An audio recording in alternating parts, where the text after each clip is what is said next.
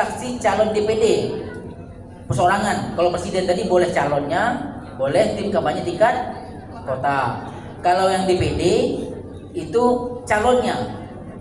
Ya, calon kita DPD kita ada 29 calon ya, 29 calon DPD, itu yang menandatangani adalah calonnya.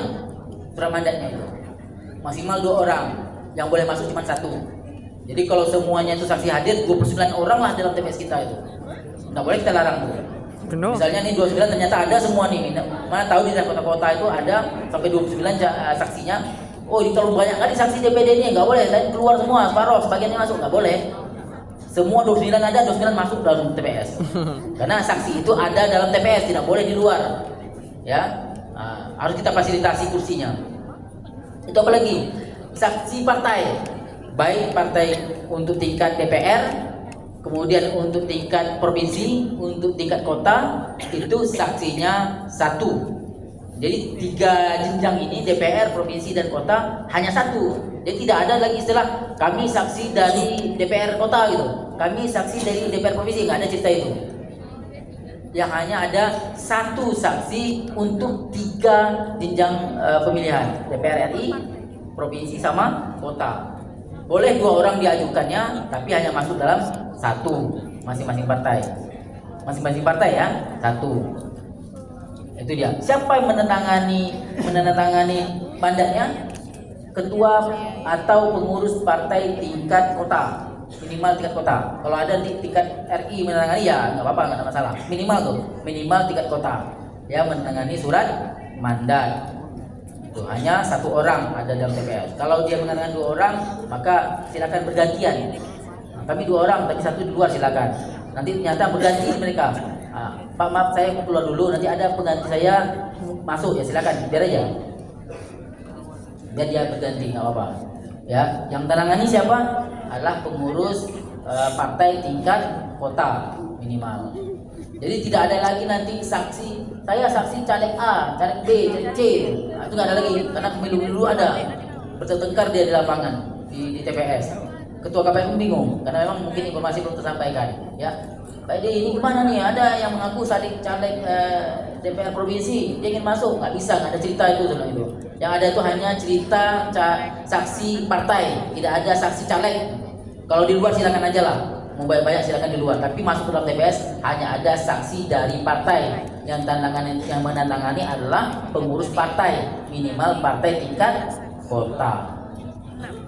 Ya, itu dia. Ya, mungkin Pak Ketua ada menyampaikan. Sedikit ya, nanti kita lanjutkan lagi. Mungkin kita berikan waktu 5 menit atau 10 menit untuk menyampaikan. Silakan Pak Ketua, nanti saya lanjut lagi. Nanti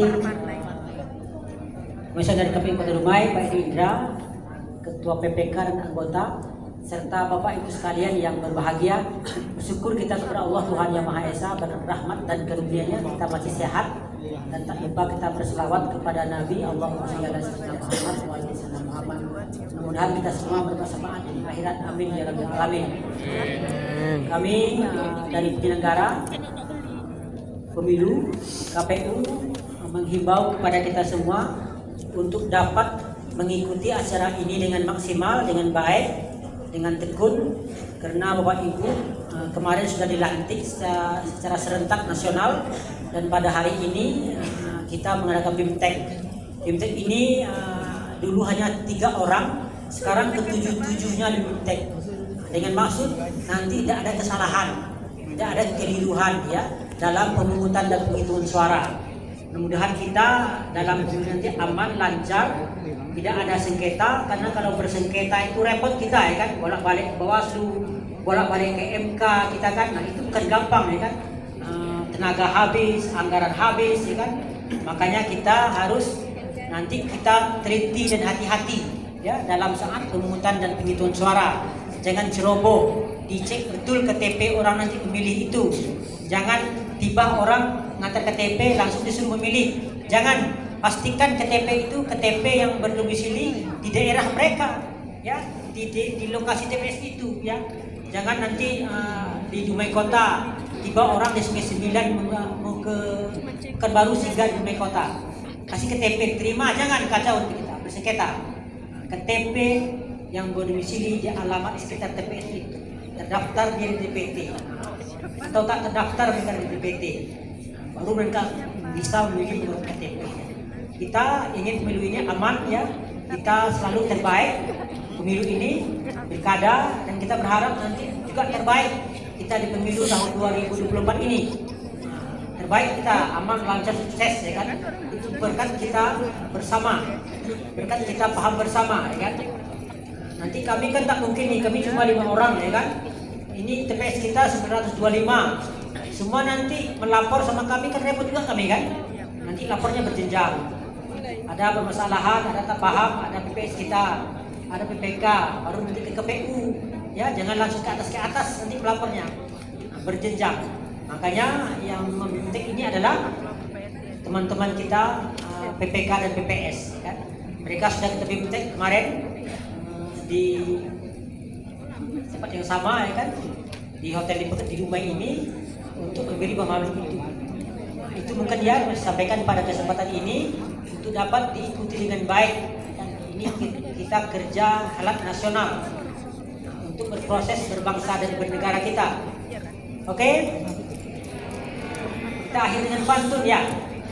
Berpantun dulu kita kan. Jalan-jalan ke Rokan Hulu. Singgah sekejap di Pekanbaru. Tahun 2024 kita pemilu. Semoga negara kita semakin maju. Sekian, terima kasih. Assalamualaikum warahmatullahi wabarakatuh. Silakan kembali kepada Pak Edi. Pak Edi Indra ya kan. Ini divisi teknis kita.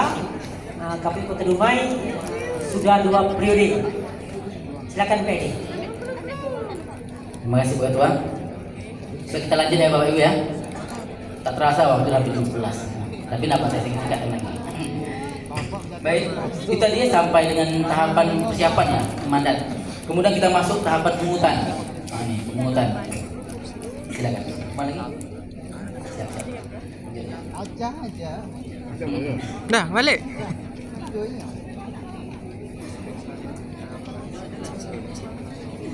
Oke, baik ya Bapak Ibu. Nanti pada saat pemungutan itu, jam 7 kita mulai ya, diawali dengan pengambilan sumpah pengawas petugas ketertiban dan juga Bapak Ibu anggota KPPS kalau tidak ada perubahan. Kami sumpah, setelah itu dilakukan apa lagi? Yaitu dilakukan membuka kotak yang 5 yang ada logistiknya masing-masing. Bapak buka satu persatu. Dimulai dari kotak presiden. Nah, dimulai kotak presiden, kemudian dibuka, ditunjukkan dulu, ditaruh meja depan, sampaikan kepada saksi pengawas TPS, Bapak Ibu pengawas TPS dan saksi, dan kotak kita dalam keadaan segel. Jangan kotak itu dibawa ke saksi, nanti rusak dia. Kalau dia sering diangkat. Taruh aja kita, biar kalau mereka ingin datang melihat silakan datang. Kalau mereka percaya, alhamdulillah. Nah, taruh jadi kita, tunjukkan saja kepada saksi di dalam keadaan segel. Kita buka ya Bapak Ibu kotak suaranya. Oke, kita buka. Bismillahirrahmanirrahim, kita buka. Nah, udah kita buka, keluarkan satu persatu isinya. Keluarkan, letakkan atas meja. Ya, ini sedikit mungkin dengan kelengkapan meja. Harapan saya, seperti ini harapan tapi agak sedikit wajib lah. Mohon untuk meja 1, 2, 3, ketua dan anggota kiri kanan itu mejanya sedikit besar lah, luas atau panjang. Kalau bisa yang agak lebar. Kenapa itu agak lebar? Untuk menempatkan surat suara. Kami kemarin simulasi kalau hanya meja segini atau meja yang standar itu kalau tak disusun rapi surat suaranya nanti itu akan banyak. Karena surat suara ada 5 jenis. Surat kita ada 5 jenis. Presiden, DPR, DPD, provinsi dan kota ada 5 dan masing-masing tebal. Ya, tebal untuk 10 surat suara saja bisa lebih dari ini. Kalau disusun ya 10 dari ini, kalau lebih besar lebih kurang lebih besarnya ini 10 surat suara. Jadi bayangkan kalau ada 300 pemilih, 30 kali ini satu pemilihan 30 kali ini. Kalau 5 berarti 150 kali ini gitu. Nah, itu. Jadi itulah semua bertumpuk di atas meja. Maka harapan saya sedikit agak menekankan wajib ya. Meja di depan itu besar supaya menempatkan kelima jenis surat suara. Jangan ada lagi surat suara di belakang kita. Supaya kita ingin melihat kepada publik bahwasanya kita surat suara itu semua orang berhak untuk menjaga. Karena surat suara di belakang kita nggak tahu siapa yang lewat di belakang. Siapa yang di belakang tenda atau siapa di belakang kita nggak tahu. Khawatir nanti akan timbul persoalan tidak sinkronnya surat suara sisa dengan surat suara di dalam kotak. Itu untuk menghindari, maka surat suara jangan ada di belakang. Karena selama ini di belakang, sebagian TPS ya ada di belakang. Dan kami kemarin simulasi juga di belakang. Kenapa di belakang? Karena tak menyangka seperti itu. Jadi kami kemarin simulasi di Bukit Batrip, begitu buka kotak, aduh ternyata nggak mungkin kan taruh di depan, maka kami taruhlah di kursi di belakang. Ternyata itu tidak efektif. Banyak kecurigaan yang muncul dari masyarakat maupun saksi. Untuk menghindari kecurigaan itu, maka kita tumpukan saja surat suara itu di depan kita. Maka saran meja besar di depan. Ya. Jadi kalau surat suara di situ, semua orang saya kira tidak akan curiga lagi terhadap kita. Ya. Dan bukan saja nih, orang tidak curiga sama kita dan potensi permasalahan itu akan hilang. Apa potensinya? Seandainya suara di belakang tak ada orang yang mencoba untuk supaya pemilu di TPS kita akan rusuh, diambilnya surat suara dari belakang sambil lewat dan segala macam, kita tidak jamin itu. Takutnya ada orang pihak-pihak yang memang ingin TPS kita tuh menimbulkan persoalan. Maka antisipasinya mengenai surat suara supaya sinkron surat suara diterima, surat suara yang digunakan, yang rusak, maka letak saja di meja. Karena semua orang akan pasti melihatnya di situ, kan? Dan orang berpikir panjang untuk menyalahi atau berbuat surat suara itu supaya nanti akan timbul persoalan. Taruh kelima-limanya, buka deh ya. Saya kembali ke kotak pertama, dibuka, lalu inventarisasi apa saja kelengkapan yang kita terima. Nanti ada formnya, misalnya surat suara diterima untuk presiden 300, buat situ 300. Jadi di form C hasil itu jumlah surat suara diterima termasuk cadangan. Maksudnya itu adalah cadangan 2% gitu ya bahasanya biasanya. Cadangan 2%. Berapa semua surat suara itu saja catat. Jangan nanti kita menghitung sendiri karena dulu ada pengalaman pemilih surat suara karena dia tidak paham, dicatatnya surat suara yang diterima berapa, kemudian ditambah lagi 2%. Sementara surat suaranya nggak ada gitu. Jadi berapa yang dicatat di C hasil itu, surat suara berapa yang diterima, mau kurang satukah dari sebenarnya, misalnya gini, surat kan 300 idealnya, kalau pilih 300 ya, 300, 2%-nya 6, idealnya yang akan Bapak Ibu terima 306. Kalau terima cuma 302, catat saja 302, jangan Bapak Ibu tambah-tambah. Ini kan harusnya 306 nih, nah, kita catat tambahin lagi 306, itu membuat tidak sinkron. Kalau tidak sinkron, konsekuensinya ada namanya penghitungan ulang jadinya nanti. Jadi 2 kali hitung jadinya. Itu. Sementara itu hanya kesalahan kita sendiri. Kita memandai-mandai menambah 6 gitu. Sementara yang diterima cuma 302 gitu. Ya, catat saja berapa yang diterima kenyataannya. Ini cerita kenyataannya. Berapa kenyataannya? Kalau terima 302, tulis 302. Kalau terimanya cuma 250, catat 250. Walaupun banyak nih kurang nih ya, nggak apa, catatnya segitu. Karena memang itulah yang kita terima. Jangan nambah-nambah. Sementara nggak ada barang tambahannya gitu. Nah, itu akan menimbulkan masalah pada saat penghitungan nanti.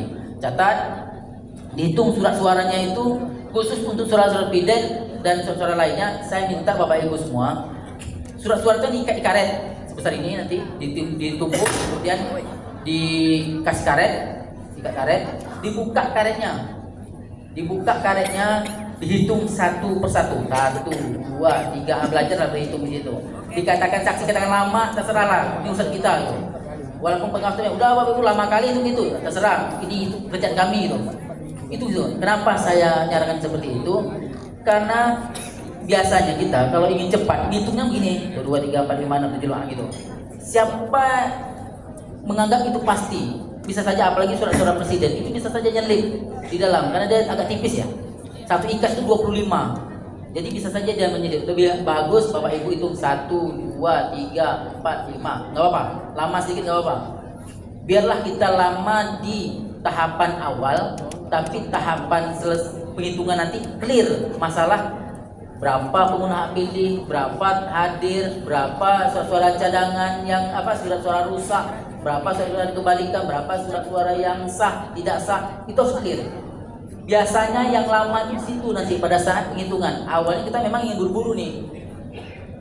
Ya, kita ingin buru-buru, tapi nanti pada saat penghitungan begitu sudah buka tally besar, catatlah yang ada sekian, suara terima sekian, yang yang rusak dikembalikan sekian, sisa sekian. Kenapa tak sinkronnya? Nah, itu. Kenapa tak sinkron antara suara sisa? Seharusnya surat suara yang diterima pagi harus sama dengan surat suara yang sisa dan yang sah dan yang tidak sah, atau tambah lagi dengan yang dikembalikan karena kelucuan atau rusak kalau memang ada. Kan 3-4 jenis itu harus sama dijumlahkan dengan surat terima. Kalau pagi itu kita menghitungnya sembarangan, tidak clear, tidak benar, maka pasti tidak akan sinkron. Karena kita paginya ngitung sembarangan saja, hitung dengan cepat 300, udah catat 300. Begitu selesai pemungutan, kita hitung loh, ini kok surat suaranya kok 288, mana 2 lagi gitu. Sementara karena salah saja penghitungan pagi. Ya saya agak tekan di sini ya. Nah, ini agak saya tekankan itu. Jadi karena salah penghitungan, kalau sudah salah ini, misalnya nih surat suara diterima 300, sebenarnya karena salah pagi, seharusnya cuma 28, tapi karena kita salah menghitung karena buru-buru, kita tercatatlah 300. Pengguna hak pilih cuma 200, yang sisa kenapa cuman 98, mana lagi 2 gitu. Kalau itu terjadi, konsekuensinya adalah sesuai dengan peraturan KPU, hitung ulang. Pertanyaan Bapak Ibu mungkin nggak lagi sah, tidak sah, sah, tidak sah, mungkin nggak lagi. Itu nggak akan berat pekerjaan itu, karena lamanya di situ gitu.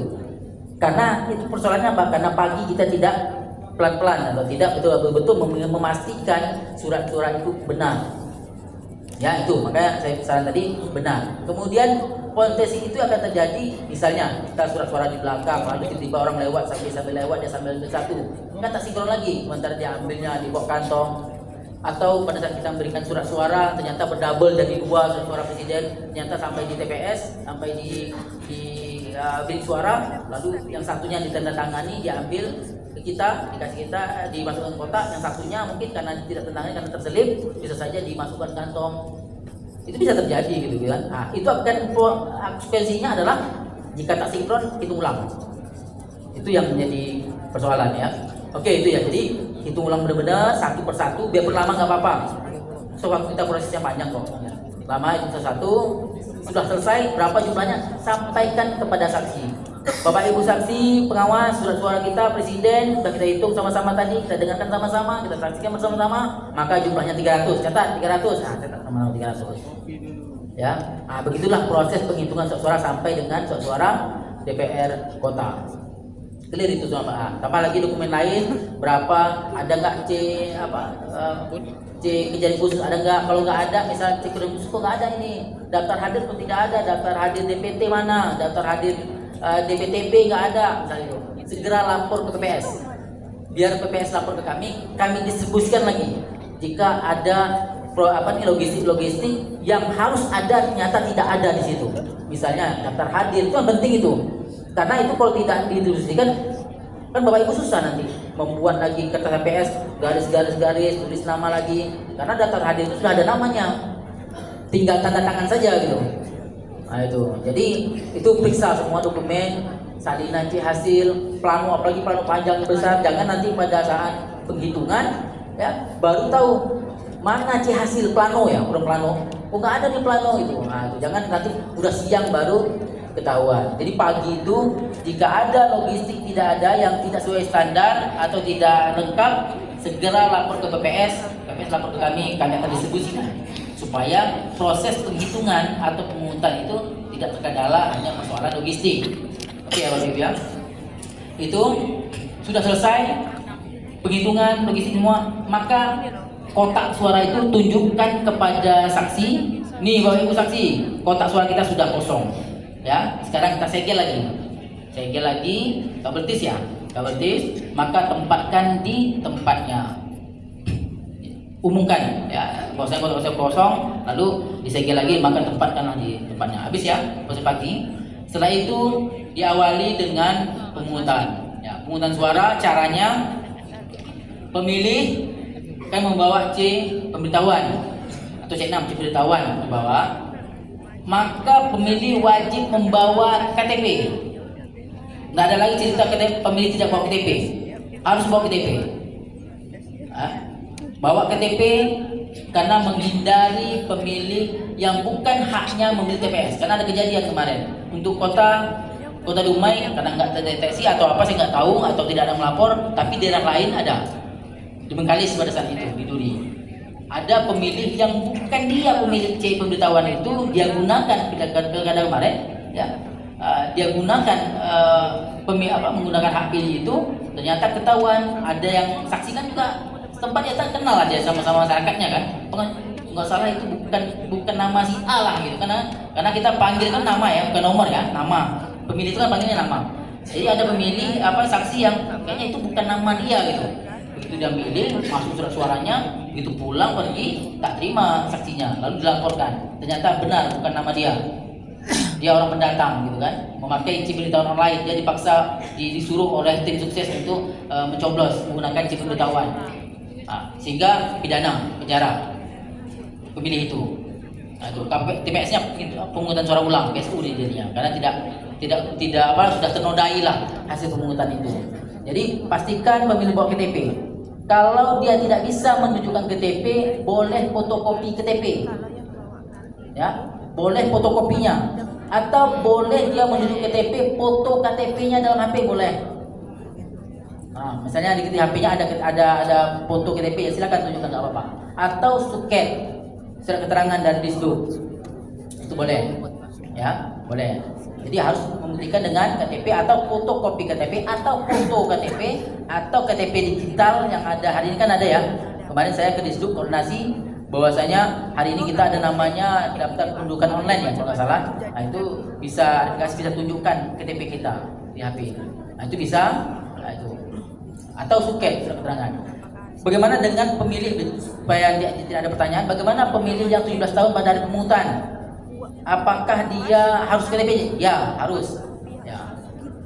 Betul, bagaimana dia sementara dia tidak bisa mengurus di Dukcapil? Maka itu tidak menjadi alasan. Kenapa? Hasil koordinasi saya ke Dukcapil bahwasanya yang 16 tahun sudah boleh melakukan perekaman.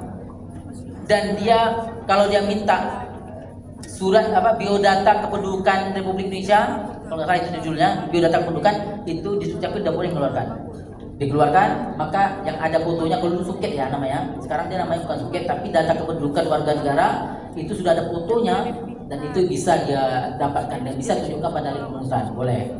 Jadi tidak ada lagi alasan orang tidak punya KTP. Jadi makanya hari ini kami tegas, tidak punya KTP tidak bisa milih. Tidak bisa menunjukkan KTP tidak bisa milih. Jadi harus menunjukkan KTP walaupun 16 tahun hari ini sudah bisa melakukan perekaman. Ya.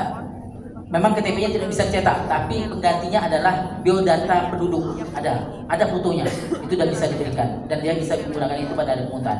Terus bagaimana dengan pemilih yang belum 17 tahun tapi sudah menikah? Sementara dia kan bisa milih itu.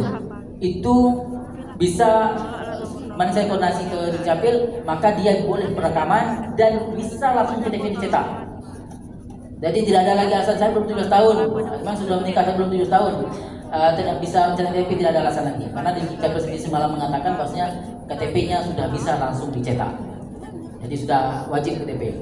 Itu ya Bapak Ibu. Jadi pendaftaran, begitu mendaftar, tunjukkan KTP, tunjukkan chip pemberitahuan kepada Limas. Ini langsung saya sampaikan tugas-tugasnya. Sebelum ke KPS 04 ke Limas dulu gitu, petugas ketertiban kita. Fungsinya apa? Agar sebelum masuk mendaftar udah disaring dulu di petugas ketertiban. Sampaikan sama petugas ketertiban sebelum pemilih itu datang ke meja KPS nomor 4, petugas ketertiban tiba di pintu masuk. Bapak Ibu ada KTP? Ada chip pemberitahuan? Oh ada. Ternyata dicek di chip pemberitahuan itu ternyata TPS kita memang sesuai dengan TPS kita, maka silakan ke KPS 4. Kalau dia tidak ada, misalnya ini cuman KTP, ingatkan ini KTP Bapak, KTP terdaftar nggak di pemilih TPS ini? Terdaftar, cuman chip pemberitahuan saya tak dapat kemarin karena saya luar kota lah segala macam gitu kan. Betul nih, pastikan Bapak cek dulu di pengumuman kita, kan ada tuh nama pengumuman di luar pintu masuk. Ada pengumuman, kan berdasarkan pengecekan itu kan berdasarkan update mudah itu. Misalnya namanya Abdullah berarti A gitu. Jadi A, oh ada namanya, baru silakan masuk. Supaya nanti disinkronkan KTP-nya dengan DPT kita yang KPS nomor 4. Disinkron, oh benar, sinkron benar namanya, nicknya dan cocok. Nah, itu mempermudah. Jangan nanti gaduh-gaduhnya di KPS nomor 4. Biar dulu disaring oleh petugas ketertiban. Ada KTP kah? Pakai C pemberitahuan kah dia? Ya, pemilih DPK kan dia disaring dulu sama dengan petugas Limas. Jika dia pemilih tempat, maka silakan masuk. Karena kalau tiba-tiba ke KPS nomor 4, kejadian kemarin di kecamatan lain, dia pemilih TPS sebelah, memilih di TPS kita gitu. Memang sama-sama buat C pemberitahuan, tapi karena KPS 4 ini tidak selektif, tidak lihat lagi nomor TPS-nya, tidak dicek lagi dalam DPT-nya, tidak disandingkan KTP dengan DPT kita, maka diberikanlah hak pilihnya. Begitu dikasih hak pilih, ternyata ketahuan sama pengawas lapangan, Bawaslu, maka Bawaslu lapor, maka PSU. Karena dia tak berhak pilih situ, haknya ada di TPS sebelah. RT-nya memang sama gitu, tapi TPS sebelah gitu. Karena satu TPS kita ada yang sampai 3 TPS ya, sampai ada 3 TPS, 2 TPS, hanya persoalan kecil. Ya, toh dia kan tidak juga memilih TPS asalnya, kata kita, tapi kita Bawaslu enggak, PSU gitu ya. Udah PSU gitu. Kan repot juga gitu kan. Kalau kita kan dia hanya milih TPS ini, hanya salah TPS. Kan TPS lama juga dia tak memilih di situ, tidak 2 kali memilih lah, tidak 2 kali mencoblos gitu, kata kita. Tapi kata Bawaslu enggak, ini PSU, ya udah PSU gitu. Akhirnya kan 2 kali kerja jadinya. Nah itu makanya untuk menghindari itu jangan sampai pemilih yang harusnya memilih TPS lain, memilih TPS kita. Nah, maka seleksinya pertama di petugas Limas, mengecek betul cek pemberitahuannya. Kalau dia tidak bawa cek pemberitahuan, cek namanya di papan pengumuman atau melalui DPT online pakai HP.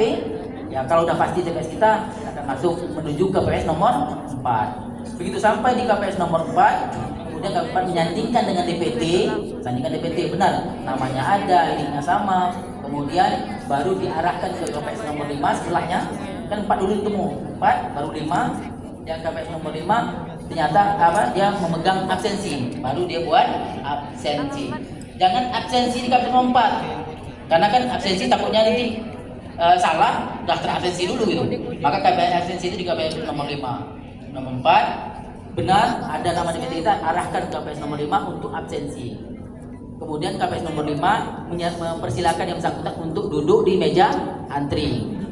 Meja antri itu ada 20 kursi ya, kursi antri. Nah, kursi ada 25 kursi. Persiapkan 5 kosong untuk pemilih yang mungkin nanti akan datang, ibu hamil, ibu bawa anak, ya supaya nanti bisa duduk ya, gitu kan, bisa duduk. Ya, untuk kursi yang prioritas. Ya, kemudian silahkan duduk. Kemudian KPS nomor 5 ini, cip pemberitahuan itu serahkan kepada ketua KPPS. Untuk apa? Untuk ketua memanggil pemilih itu berdasarkan nama, berdasarkan kehadirannya. Jadi untuk supaya adil, maka misalnya ada C pemberitahuan ditumpuk, maka yang baru datang taruhnya di bawah, supaya apa? Kita manggil dari atas sampai ke bawah, itu teknisnya ya, supaya sesuai dengan kehadiran. Kalau nanti ternyata yang hadir itu walaupun dia kebelakangan, tapi ternyata ibu hamil, orang sakit, orang tua, disabilitas, maka ketua KPS sampaikan kepada pemilih yang lagi antri, sampaikan, Bapak Ibu yang lagi antri, ini ada ibu, orang tua, ada ibu hamil atau orang sakit, kita prioritaskan ya untuk memilih duluan, minta izin dulu. Maka kita prioritaskanlah orang disabilitas, orang tua, orang sakit, ibu hamil atau ibu bawa anak, kita prioritaskan untuk lebih memilih duluan, ya, memilih duluan untuk bisa cepat selesai. Tapi minta izin dulu sama pemilih yang antri, karena hak mereka sebenarnya, hak mereka, tapi kita bisa prioritaskan dengan cara disampaikan. Saya kira pemilih yang segar-segar, yang sehat-sehat itu ya, saya yakin yang tidak hamil, yang lelaki, yang muda-muda ya yakin pasti mengizinkan gitu. Ya, pilih, panggil berdasarkan nomor berdasarkan nama, panggilnya nama ya, berdasarkan nomor antrian. Lalu ke meja kedua, ketua ini memastikan surat suara yang diterima. Kalau pemilih DPT clear 5 surat suara, clear ya, 5 surat suara.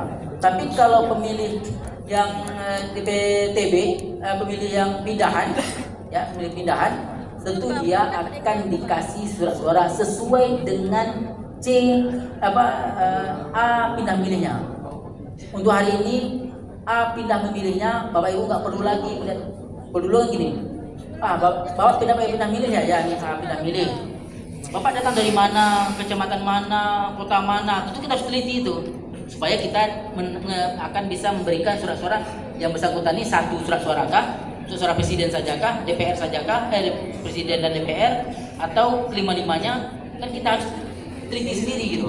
Tapi untuk ke depan pindah memilih itu sudah ada ininya, dia dapat berapa surat suara, sudah ada checklistnya. Dia datang bawa pindah milih, maka Bapak datang di berdasarkan pemberitahuan ini Bapak hanya dapat satu surat suara, ya satu saja dikasih. Dapat dua surat suara, dua saja, sudah ada checklistnya. Dan di daftar hadir juga sudah ada berapa surat suara yang dia dapat. Jadi Bapak bilang di sini. Jadi sekarang masalah siapa dapat berapa surat suara tidak perlu Bapak Ibu pikirkan. Sudah ada di pemulir daftar hadir dan sudah ada di C pindah memilihnya, A pindah memilihnya. Ya, itu yang pemilih pindahan. Yang pemilih DPT ya nggak usah dipikir, itu dapat 5 semua. Pemilih yang DPK yang menang DP jam 12 sampai jam 13 itu dapat semua. Ya. Kemudian pastikan sebelum Bapak Ibu Ketua KPPS memberikan surat suara kepada pemilih, pastikan ditandatangani. Karena kalau Bapak Ibu tidak tanda tangani surat suara itu, jika nanti telah diberikan masuk kotak, lalu pada saat penghitungan ternyata lihat tidak ada tantangan, maka itu surat suara tidak sah. Ya, marah nanti pemilih itu nanti saksi. Ternyata yang dibuka itu ternyata punya dia gitu, calonnya gitu kan, yang terpilih. Karena itu kategorinya jika surat suara tidak tertangani, terlepas itu sengaja tidak sengaja oleh ketua KPPS, nanti akhirnya pasti tidak sah. Itu harus dikatakan surat tidak sah. Nah itu ya, terlepas sengaja tidak sengaja oleh ketua KPPS tidak menandatangani, tetap nanti hasil tidak sah. Milik siapapun dia. Jadi kategori surat suara tidak sah. Jangan sampai itu terjadi, maka pastikan ditandatangani. Tantangan baru serahkan, baru milik suara mencoblos. Setelah itu pastikan KPS nomor 7 tinta dipastikan dikenai kepada jarinya. Ya. Kemudian KPS nomor 5 ya, nomor 5, nomor 6 yang menjaga kotak suara, pastikan warna surat suara yang sama. Biar pelan-pelan tidak apa-apa. Karena surat suara itu di sebelahnya warna merah, sebelahnya warna hijau, abu-abu, gitu ya. Kan surat suara nih di depan itu di belakangnya itu merah semua tuh, banyak merah. Dan sebelahnya baru kategori surat suara, ada hijau, ada kuning, ada abu-abu dan lain-lainnya. Supaya itu tidak salah, maka KPS nomor 5, nomor 6 memastikan sesuai dengan kotak itu. Biar pelan-pelan. Nah, jangan merah di depan itu memang banyak, takutnya nanti semuanya menumpuk ke kotak suara DPD. Kalau itu pun salah, ingat nanti pada penghitungan bisa diambil lagi. Tapi pada saat penghitungan, jangan ternyata salah, Pak tadi itu salah, kita buka lagi potong double tis. Itu kejadian di Mei Selatan kemarin pada pemilu. Ketua KPPS-nya merasa sudah berpengalaman berkali-kali, merasa udah nggak apa-apa dibuka aja, kita ambil lagi, kita masukkan sesuai dengan peruntukannya gitu. Ternyata sudah diingatkan oleh pengawas TPS, tak mau ya, sehingga dilakukan FU karena tidak sesuai dengan prosedur. Jadi kalau salah memasukkan, ya udah ingatkan saja, nanti pada penghitungan diambil. Pada saat penghitungan ya baru diambil lagi, bukan pada saat sedang pemungutan, itu tidak boleh. Ya, kalau sudah selesai maka selesailah pada saat pemungutan. Kemudian kita masuk sedikit tentang penghitungan. Ya, penghitungan itu dimulai dari jam 1. Ada peraturan baru atau kebijakan terbaru karena ini pemilunya panjang, dari jam 7 sebelum itu kita sudah lelah, jam 7 sampai bisa sampai pagi, bisa 12, maka waktu istirahat tolong di manajemen. Jangan sampai ada kejadian seperti pemilu sebelumnya, ada yang setelah pemilu sakit berhari-hari, ada yang sampai meninggal dan segala macam. Itu coba kita hindari. Ya, kita hindari. Jadi jangan ada ketakutan, ini nanti saya mundur lah kalau kayak gini. Saya baru teringat, rupanya berat ya pemilu lalu. Saya masih teringat sampai 3 hari saya ini sakit gitu.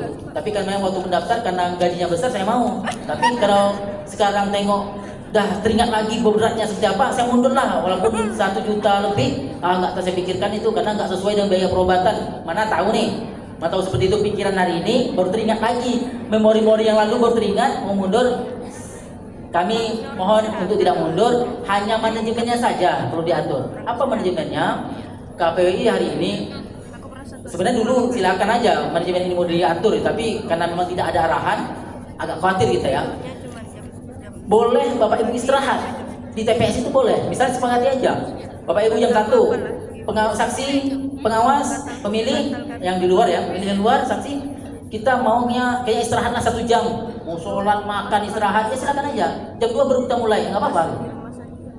Lakukan aja. Kalau istirahatnya masih di TPS itu mau serentak ya, kita istirahatlah serentak di TPS ini. Jam 2 kita mulai, kita sholat dulu, kita makan dulu, mau tidur dulu 15 menit, ya silakan, nggak apa-apa. Ya, tentukan waktunya. Ya, kenapa jam 2 lah, jangan sampai jam 5 baru. Nanti jam 5 kita balikin lagi ya. Nah, itu penyanyi namanya. Jadi 1 jam saja lah ya, jam 2 baru bisa mulai. Atau kebijakan barunya atau teknisnya KPPS dan 12 sudah tutup ya, 12. Kita sepertinya mau bergantian, mau pulang gitu. Ya silakan, nggak apa-apa. Tapi bergantian aja. Bergantian dari jam 1 sudah mulai dibuka kembali, tapi ada yang mungkin 1 orang pulang ya ke rumah, nanti datang lagi, tapi bergantian, proses tetap lanjut, silakan. Jadi tidak terbebani, tergantung manajemennya saja. Mau secara serentak istirahat selama 1 jam TPS silakan, mau secara bergantian mau pulang ke rumah bergantian silakan, tapi proses tetap jalan. Oke, lanjut. Nah itu. Oke, itu dasar penghitungan. Kalau penghitungan saya ingin tegaskan harus ada listrik, walaupun sampai malam di tingkat kota itu sampai malam harus ada listrik, maka supaya penerangannya cukup. Yang tukang tulis teli, orang-orang yang tulisannya cantik, yang jelas. Karena kita ada namanya sirekap. Sirekap itu tulisannya harus cantik, jelas, supaya apa bisa difoto. Nanti teknis pemotoan semua kita ada di titik lainnya. Ya, mungkin di kelurahan atau apa, nanti ada praktiknya. Ya, itu sirekap. Sebaiknya KPPS nomor yang ditugaskan menulis teli itulah orang yang tulisannya cantik. Kalau wajahnya cantik, ya alhamdulillah. Ya kalau yang tulisannya cantik, ya alhamdulillah. Kan? Terserah lah, yang tulisannya cantik yang betul. Kalau orangnya ganteng, cantik. Oke, saya ingin sedikit lagi itu penghitungan. Kalau penghitungan itu saya Bapak Ibu udah tinggal lanjut saja ya. Kalau untuk dalam kota luar kota, tinggal ikut saja buku panduan. Apa dalam kota, apa luar kota. Kemudian ingin saya tegaskan sedikit sebelum penutupan jam 12 jam 1 siang. Pemilih yang menggunakan KTP itu bisa milih jam 12 sampai jam 13. Kalau ternyata pemilihnya banyak yang KTP, surat suaranya tinggal sedikit, maka sampaikan kepada Bapak Ibu pemilih yang menggunakan KTP, suara kita sepertinya nggak cukup nih. Ya, silakan Bapak Ibu ke TPS sebelah. Tapi jangan nyampaikan itu jam 1, ya pasti marah lah kan. Nggak sempat lagi. Sebelumnya mungkin 15 menit atau 20 menit sebelum berakhir. Jika pemilih KTP itu banyak, ya sampaikan Bapak Ibu kayaknya suara nggak cukup, silakan TPS sebelah, arahkan. Ya, kemudian terakhir pemilih bisa menggunakan hak pilihnya walaupun lewat jam 1 adalah pemilih yang sudah datang dan sudah mendaftar, sudah antri, maka layani walaupun lewat jam 1. Tapi kalau sudah antri yang semua sudah selesai, sudah ditutup resmi, Ketua KPS harus menyampaikan, Bapak Ibu semua pemilihan kita walaupun lewat jam 1 karena tadi menyelesaikan yang antri, menyelesaikan yang sudah daftar, sudah jam 13.30 maka TPS kita tutup, selesai. Setelah itu tidak ada lagi pemungutan, tidak ada pendaftaran. Oke Bapak Ibu ya, sekali itu sudah dipahami dan kalau nanti ada pertanyaan saya kasih 2 atau 3 pertanyaan. Kalau 5 ya, kalau 5 pertanyaan menjelang jam 11.30 kita langsung check out ya. Kalaupun nanti ada pertanyaan yang belum bisa kesampaikan, silakan nanti tanyakan ke PPS. Nanti PPS sampaikan ke kami akan jawab. Nanti biasa diteruskan oleh PPS. Saya kira itu mudah karena proses kita masih panjang. Waktu kita sampai dengan 14 Februari. Sebelum 14 Februari, insya Allah kita tidak ada lagi pertanyaan yang memang tidak bisa kita jawabkan. Insya Allah kita bisa jawab semua. Ya, Assalamualaikum warahmatullahi wabarakatuh. Waalaikumsalam warahmatullahi wabarakatuh. Nama saya Abdul Manan, TPS 02 Kelurahan STDI. Yang saya pertanyakan masalah pemilihan menggunakan KTP. Karena saya juga sebagai RT ada ketemuan masalah pembuatan KTP ini. Karena sebelumnya beliau kan belum ada terdaftar di DPD. Dan yang ingin saya tanyakan, KTP tanggal berapa yang boleh ikut memilih di TPS? Karena mungkin boleh jadi hari ini dibuat KTP, dia misalnya di Dumai Selatan, hari ini dibuat KTP besok siap. Ya, baik. Ya, Oke, Pak. nah, itu yang saya ingin pertanyakan. Terima kasih. Assalamualaikum warahmatullahi wabarakatuh. Waalaikumsalam warahmatullahi wabarakatuh. Baik, ini masalah penting mengenai KTP. Kalau KTP-nya KTP tanggal berapa saja boleh, asal KTP elektronik. Ya, kalau KTP mau KTP sudah mati, ya kan KTP kan seumur hidup ya. Mau mati, mau KTP yang baru satu hari itu baru keluar tanggal 14 Februari itu baru KTP-nya baru tanggal 14 itu bisa diterima. Ya, tidak ada persoalan masalah tanggal. Yang penting KTP elektronik itu boleh untuk memilih di TPS itu berarti pemilih DPK. Ya, DPK bisa Pak ya. Jadi ya tidak ada lagi batasan kapan tanggalnya. Ya baik, itu persoalan lain lagi. Ya, kalau dia KTP-nya KTP manapun, oke. Pada hari pemungutan itu kita diminta untuk melakukan ngecek DPT online. Nanti Bapak Ibu semua bisa akses. Ngecek diri sendiri saja boleh. Ya, cek, ketik aja mulai Google DPT online, maka cek situ, masukkan nick dia. Nick KTP itu masukkan. Jika dia terdaftar di TPS bukan TPS Bapak atau begini, terdaftarnya di TPS lain, kalau TPS terdaftar di TPS kita, maka dia pemilih DPT. Walaupun tidak bawa cek pemberitahuan, apa salah. Cek pemberitahuan itu hanya sebatas memberitahu yang bersangkutan pemilih di mana. Tapi kalau hak dia terdaftar DPT kita, walaupun dia tak bawa cek pemberitahuan, walaupun hanya bermodal KTP, maka persilakan di TPS kita berdasarkan pemilih DPT. Kalau dia tidak terdaftar di TPS lain, TPS sebelah atau kelurahan sebelah atau kecamatan sebelah, terdaftar maksudnya, terdaftar di TPS lain, kelurahan lain, kecamatan lain, maka arahkan dia ke TPS di mana dia terdaftar. Karena dia sudah terdaftar di TPS asalnya. Ya, walaupun dia KTP kita. Ya, sesuai di DPT yang ada di DPT online. Cek di DPT online, DPT online, ternyata, oh bapak terdaftarnya di TPS kelurahan sebelah Pak, kelurahan misalnya Pak di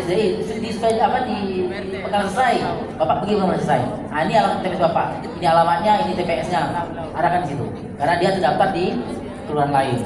Sementara seperti itu, kalaupun nanti ada kebijakan lain, ini mohon pahami betul. Sementaranya seperti itu. Kalau nanti misal ada kebijakan KPUI terbaru, misalnya ada surat edaran, misalnya jika mereka bawa KTP terdaftarnya di TPS asal, ternyata dia KTP-nya sudah KTP baru, berdomisili baru, pindahan baru, dan alamatnya sama dengan alamat TPS kita, TPS tujuan, dan dia tidak terdaftar di TPS tujuan, maka dia boleh memilih DPK. Kalau ada kebijakan itu nanti kita sampaikan. Pak ya, ngerti Pak ya? Untuk sementara cek DPT online di mana dia terdaftar, diarahkan dia pemilih tempat dia terdaftar. Kalau nanti ada kebijakan baru karena KTP-nya baru, tidak terdaftar di TPS kita, maka seandainya diperbolehkan akan kami sampaikan. Paham Pak Ibu ya? Oke. Ada lagi yang lain? Ini sah tidak sah karena waktu ya, karena waktu tak tersampaikan. Nanti slide-nya tolong dibagikan ya ke KPS, slide yang punya KPU provinsi yang fix itu, sampaikan karena itu ada kategori suara sah dan tidak sah.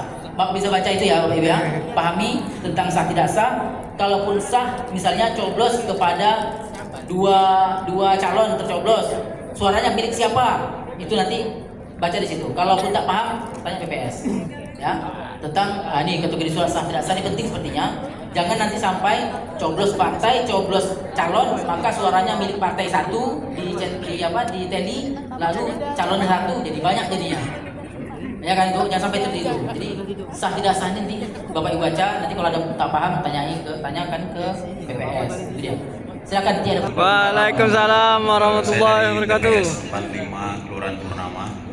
Mau tanya Pak, untuk pemilih dari luar provinsi Pak, karena di TPS kita di Purnama itu banyak orang-orang perusahaan yang tinggal di sekitar wilayah Kelurahan Purnama. Nah jadi misalnya mereka dari Medan atau dari Padang, mereka tidak sempat mengurus surat pindah pemilihan kemari. Jadi seandainya mereka ingin memilih presiden misalnya, taruhlah kalau DPRD atau DPR provinsi mereka tidak bisa pilih, tapi kan presiden mereka bisa pilih gitu. Jadi mereka cuma bermodalkan KTP, tidak ada bawa surat pindah atau apapun karena mereka mungkin tidak sempat mengurus ke daerahnya. Mereka cuma bawa KTP saja.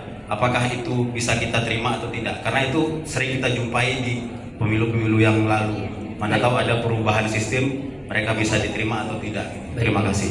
Baik, saya jawab singkat. Pemilih itu, ini saya ulang lagi sedikit ya, biar kita semua paham. Pemilih itu ada 3 kategori pemilih. Pertama, pemilih DPT kita. Itu dia tidak bawa pemberitahuan pun tidak ada masalah. Kalau bawa KTP pun tinggal sandingkan saja, berhak dia dapat 5 suara. Pemilih DPT kita. Kemudian kategori kedua pemilih pindahan, DPTB ya, pindahan, yaitu orang yang memilih dari asal lain, memilih tempat kita dengan syarat dia bawa surat pindahan memilih, itu wajib, dan dia sudah ada di daftar kita. Kalau dulu pindahan itu tidak ada di daftar kita. Hari ini pindahan itu sudah dimasukkan dalam Sidali, nama Sistem Informasi Data Pemilih, dan sudah tercatat dan akan kami distribusikan di TPS itu. Selain DPT ada namanya daftar baru, namanya daftar pemilih pindahan. Ada daftarnya, ada nama di situ. Ya. Kemudian kategori ketiga ada pemilih DPK. Ya, DPK itu dapat yang KTP yang tidak terdapat dimanapun, dia hanya menggunakan KTP dan KTP-nya sama dengan alamat kita, RT-nya, kelurahannya sama dengan kita, maka dia bisa memilih, namanya pemilih DPK, didaftarkan, dicatat, dapat berapa surat suara? 5 surat suara. Hanya KTP yang sama, alamat KTP dengan kelurahan kita dan RT kita. Itu ya.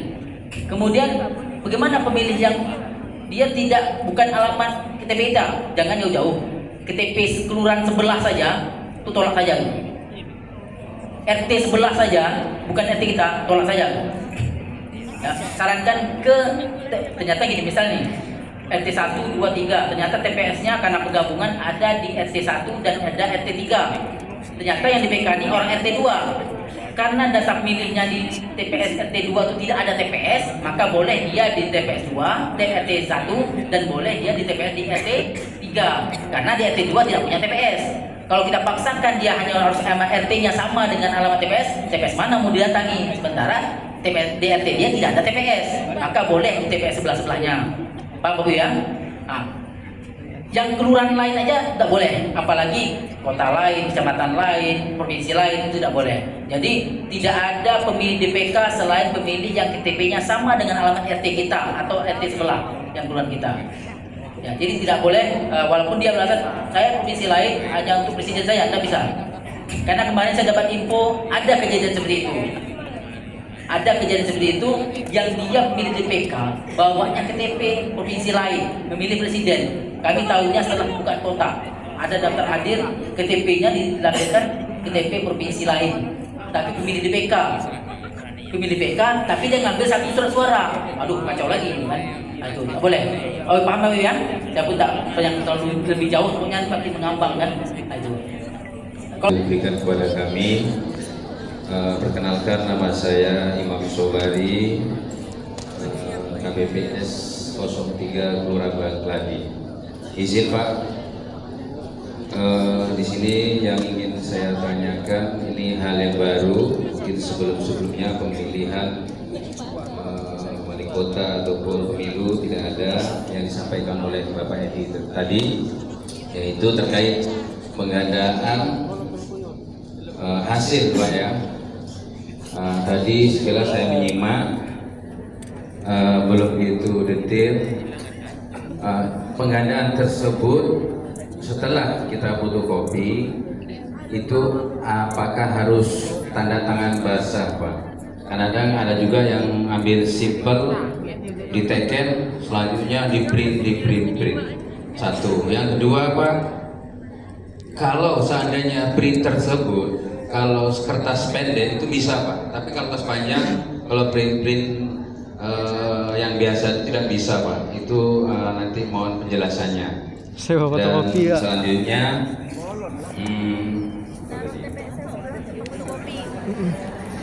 Kalau apa namanya KTP tadi sudah ditanyakan dari STDI. Mungkin itu aja lah Pak yang dapat kami sampaikan. Terima kasih. Assalamualaikum warahmatullahi wabarakatuh. Pengawasan juga kan, PRT lagi kan. Baik Pak Imam, untuk ini hal baru memang ya. Pak Imam pernah menjadi penyelenggara, tapi karena memang hal baru ya wajar ya tidak mengetahui. Untuk pengandaan itu fotokopi ya, fotokopi di TPS, di fotokopi tidak boleh bawa keluar ya Bapak Ibu ya. Tidak boleh hasil salinan hasil itu kita bawa dulu ke mesin fotokopi atau ke kantor lurah atau mana untuk gandakan baru bawa lagi, tak boleh. Tidak boleh keluar dari TPS. Jadi kalau memang siapkan di TPS apa mesin fotokopinya itu, ya pengandaannya itu. Dan tanda tangannya wajib basah. Tanda tangannya wajib basah. Di fotokopi dulu sebelum tanda tangani. Setelah itu baru ditandatangani basah KPPS beserta dengan saksi. Setelah itu sudah ditandatangani baru dibagikan sesuai dengan peruntukannya. Siapa saja peruntukannya? Saksi, kemudian pengawas TPS, kemudian untuk diumumkan di TPS, ya, kemudian untuk diumumkan di kelurahan, ya, itu dia untuk baik. Oke Mama ya, artinya ini ya tantangan basah di TPS itu. Kemudian ini hal yang perlu saya sampaikan untuk penyampaian kepada saksi, pada pengawas TPS, kepada KPU itu bisa dalam bentuk digital. Digital itu dalam bentuk PDF. Hasilnya dari mana? Harus hasil dari Sirekap. Kita ada foto-foto Sirekap ya, bukan foto tapi Sirekap. Tapi caranya memfoto lalu masuk sistem aplikasi, nanti kita praktekkan kemudian hari nanti akan praktekkan. Dan itu boleh dikasih kepada saksi, kepada pengawas walaupun tidak memberikan hard copy. Misal Bapak Ibu selesai nih melakukan Sirekap di TPS, lalu seandainya tidak melakukan penggandaan, itu boleh. Boleh langsung Bapak Ibu kita berhasil Sirekap kita, ini kami kirim ke saksi, makanya di Sirekap itu nanti ada praktiknya, kita minta nomor-nomor HP saksi supaya kita pada saat pengiriman hasil Sirekap itu bisa melalui pakai HP. Itu saja sudah sah, sudah boleh. Tidak dianggap pelanggaran pemilu kalau Bapak Ibu sudah menyampaikan dalam bentuk PDF hasil Sirekap walaupun tidak memberi hard copy. Tapi kalau tak sengaja dengan sengaja tidak memberi hard copy, hasil Sirekap juga tidak diberikan, hard copy tidak diberikan, maka itu ada sanksinya. Ya kalau tidak salah itu sanksinya pidana, nggak boleh. Jadi Bapak Ibu salinan itu wajib diberikan pada saksi dan pengawas. Kalau tidak salah itu sanksinya ada sanksi berdasarkan undang-undang itu kalau tidak salah pidana. Hati-hati jangan sampai kita sengaja mungkin ada sentimen pribadi mungkin sama saksi itu gitu kan, sama salah satu calon sengaja tak memberikan, itu kalau dilaporkan kita kena. Kalau nanti ada unsur kesengajaan ya Bapak Ibu ya, unsur kesengajaan itu nggak boleh. Ya, jadi harus betul-betul kita berikan itu hak mereka. Jadi saya jawab boleh dalam bentuk apa? Sirekap dan boleh dalam bentuk hard copy tapi hasil pengandaan dengan tanda tangan basah. Abdullah Arifin dari TPS 7 Kelurahan Pangkalan Selesai. Tadi dari kawan-kawan di TPS Pangkalan Selesai, Kompa ingin bertanyakan soal pengisian yang di kertas surat suara itu Pak. Yang TPS berapa, kecamatan kelurahan, tanda tangan ketua itu kan. Jadi beberapa teman-teman dia mengetahui ada cap yang untuk pemudahan itu. Apakah boleh digunakan atau tetap manual? Boleh Pak. Boleh. Oke. Terima kasih. Silakan. Tapi dengan syarat ya tidak ada nama ketuanya. Tanda tangannya langsung tanda tangan asli ya. Ya, tangan asli. Nama ketuanya jangan cantum di situ. Kita khawatir nanti entah pada proses ketua berhalangan tidak bisa hadir sehingga nanti wazir deh udah tempah mahal hampir 100.000 mungkin ya 200.000 gitu kan. Yang ada tinta sekalian ya. Nah, itu nanti begitu hari pemungutan ternyata ketuanya berganti gitu. Kan bisa terjadi ya. Nah, sebaiknya tempah yang tidak ada nama ketuanya. Tanpa nama ketua. Ya, sebenarnya yang diajukan itu tantangan basah hanya itu saja. Tapi saya tambah lagi nama ketuanya itu jangan dicetak sekalian. Takut nanti ada pergantian dan segala macam. Kan boleh pergantian ya. Boleh dilakukan pergantian. Takutnya nanti mubazir tidak bisa digunakan lagi. Dan dengan catatan kalau bisa tintanya langsung ada dalam stempel, bukan yang pakai bantalan. Karena kalau pakai bantalan takutnya Bapak Ibu supaya kita murah, kan murah tuh yang pakai seperti yang model lama itu pakai bantalan itu murah. takutnya karena pengen murah, bantalan ternyata itu kan ada tintanya, takutnya merusak surat suara. Karena kalau yang pakai tintanya langsung dalam stempel itu jarang yang merusak, jarang yang encer, ya itu tidak merusak.